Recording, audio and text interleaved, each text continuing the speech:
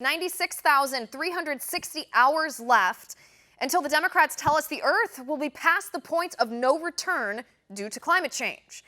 And yet, we spend 7 of those precious hours listening to pandering Democrat politicians who fly private jets, lecture us on CNN about banning plastic straws and demonizing red meat and aborting more brown babies. I warned you.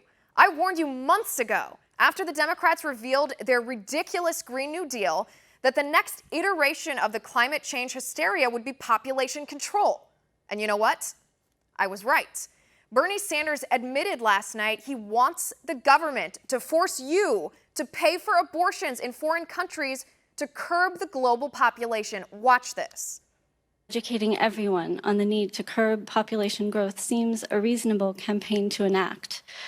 Would you be courageous enough to discuss this issue and make it a key feature of a plan to address climate catastrophe? Well, Martha, the answer is yes. And the answer has everything to do with the fact that women in the United States of America, by the way, have a right to control their own bodies and make reproductive decisions. And the Mexico City Agreement, which denies American aid to those organizations around the world that allow women to have abortions or even get involved in birth control, to me is totally absurd. So I think, especially in poor countries around the world, where women do not necessarily want to have large numbers of babies, and where they can have the opportunity through birth control to control the number of kids they have, something I very, very strongly support. You want to talk about racism? You want to talk about genocide? You want to talk about eugenics? Do you know what funding abortion to encourage population control means? Bernie Sanders wants to kill brown people in foreign countries to make up for his own giant carbon footprint, all in the name of climate change. But if we kill the next generation, who are we even saving the planet for? Imagine funding abortion so you don't feel guilty jetting down to communist countries in private jets. How is Bernie Sanders still in this race? And dear Lord, where does this end? First, you are forced to pay for abortions to kill brown people in foreign countries so they don't overpopulate the earth. Then what? When will we be forced by the government to have only one child ourselves?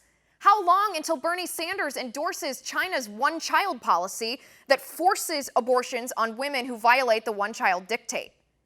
If climate change is truly going to end our Earth in 11 years, and population control is a critical way to save the Earth, critical enough that Bernie Sanders wants to force us to pay to kill brown people, then why wouldn't he mandate abortions for women who have more than one baby? If not, why not? See, here's the big secret most Democrats won't tell you. This is what the whole abortion movement is built on: eugenics. The founder of Planned Parenthood, Margaret Sanger, was herself a eugenicist who wanted to use birth control and abortion to stop brown and black people from reproducing. She called undesirable people human weeds and didn't want the word to get out that her goal was to exterminate them. And Planned Parenthood, the largest abortion provider in our nation, to this day refuses to disavow their founder, Margaret Sanger, because Planned Parenthood is carrying on Sanger's legacy and targeting minority women in minority neighborhoods and aborting minority babies. What's more is Bernie Sanders is more to blame himself for carbon emissions than sweet, innocent babies in third world countries, because 70% of carbon emissions come from the richest 20% of people in the world. And Mr. Three Houses Private Jets, Bernie Sanders himself, is one of those rich people. But his solution? Kill the brown babies. And that's my final point.